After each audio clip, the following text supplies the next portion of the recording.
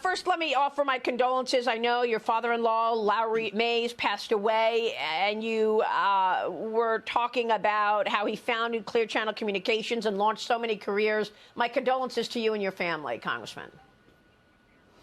Thanks, Marie. He's such a great guy, larger than life. And, you know, the telecommunications business, he launched careers like Rush Limbaugh and Sean Hannity, and just a great person. And I miss him.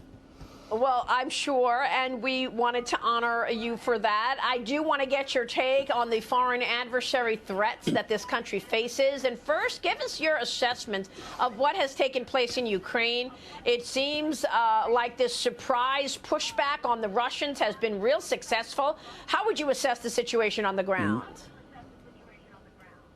Well, the Ukrainians continue to amaze and inspire. This counteroffensive in the Northeast has been very successful. Reports of Russians literally dropping their guns and running away. We are finally, Maria, getting the right weapon systems in there. You know, I urged the administration to do this before the invasion, not after. But we apparently caught up enough with these long-range artillery weapons that are being effective. The more weapons we can send in that the Russians can't stop, the better the chance that they can win this thing. Yeah, and you had told me a long time ago that the Switchblade 600 will win the war against the Russian Federation. Do you believe that we are going to be getting the proper armament to Ukraine in a timely fashion? Are we now on schedule? Well, we haven't, but I think we're catching up would be the right way to describe that. And it's a smart technology weapon systems like the Switchblade 600s that are very, very accurate. It's a one-way mission, but they're very accurate and hit the target. And the Russians, quite frankly, can't stop them. And so the more weapons like that we can put in, you know, early on they were just giving them from Eastern NATO countries old Russian equipment. Now they're getting some very advanced, smart technology weapons that I think are really having an impact against the Russian Federation. And yet, Congressman, are we doing the same for Taiwan? I want to get your take on China. Here is Secretary Mike Pompeo, who joined me on Sunday Morning Futures on Sunday on the threat of communist China. Watch this. I see no evidence that President Biden will act strongly on behalf of America when he meets with Xi Jinping. We saw the previous meetings the administration's had with them where they raked us over the coals and we didn't respond. We watched them threaten the Speaker of the House when she just wanted to travel to Taiwan, and we did almost nothing. We watched them shut down a pipeline. The Russians shut down a pipeline in the southeast. We did almost nothing. We saw Afghanistan. The world is watching weakness. And yet, Congressman, the administration is allowing the CCP to buy more and more land in America, even next to military bases. I want to get your take on the threat of that, as the Wall Street Journal editorial board this morning writes about China's coal power boom, saying that Beijing is building more coal-fired capacity than the rest of the world combined. Why? Your thoughts? Well, the Belt and Road Initiative going into 140 countries, by the way, all coal-driven. This is talk about dirty energy. China really pumps it out, and you know, to Mike Pompeo's point, I agree with him. You know, just like in Ukraine, when I said let's get the weapons in before an invasion, you know, why are we waiting, right? So I sign off on all foreign military weapon sales. The backlog goes back 3 years of weapon systems, and there are many of them that have not made their way to Taiwan.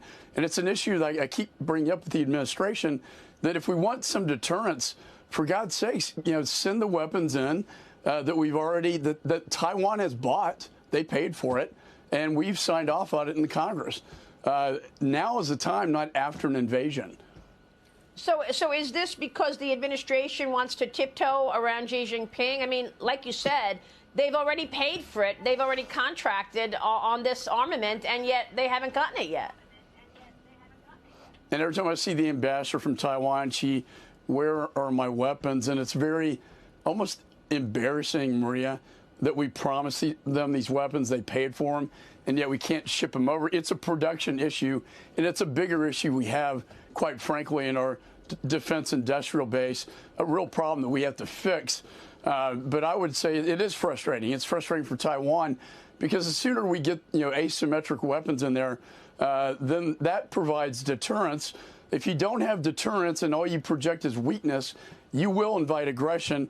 And we saw that after Afghanistan in the area where actually Chairman Xi is going to meet Putin in Uzbekistan and Kazakhstan.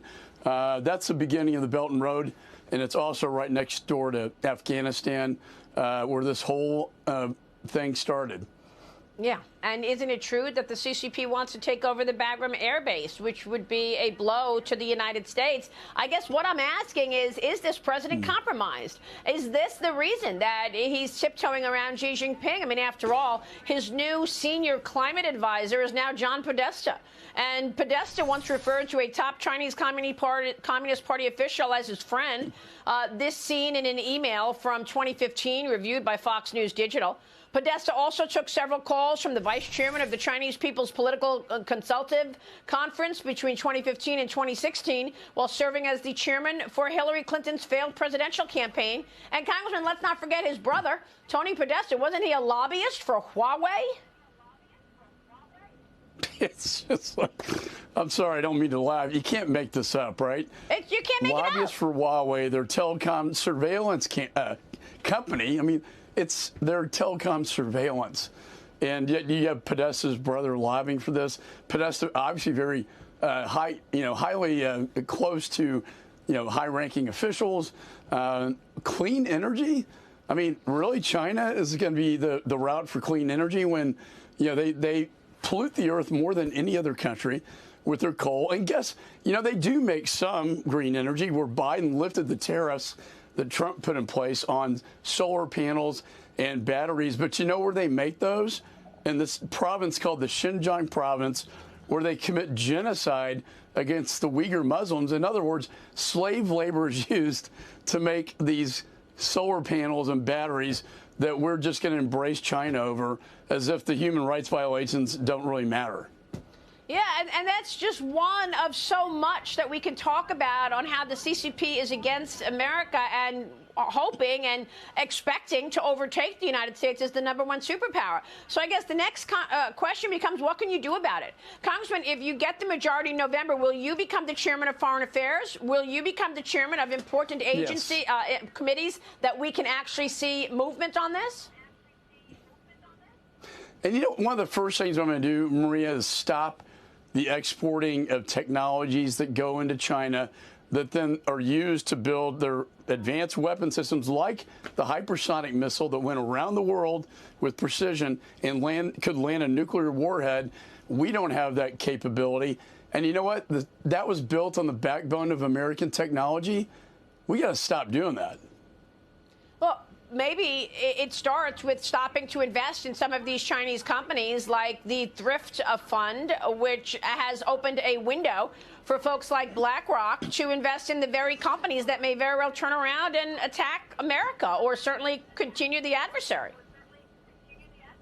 Yeah, you and I talked about the civil-military fusion. It's just, it's combined together. I think outward bound cash flows that go into their military-industrial complex and these technologies, which they've stolen. Well, we gave it to them back in the day, and then they steal it. We saw the Houston consulate shut down in my home state because they're stealing all this research. And then, Maria, we sell it to them, for God's sake. This is going to be my top goal is to stop. Why are we funding the Chinese military, the United States of America? That's a really bad foreign policy. And you know what? It's very dangerous, too. Yes, Congressman. We're going to be following that, and we will look forward to that. Michael McCaul, thanks very much for being here.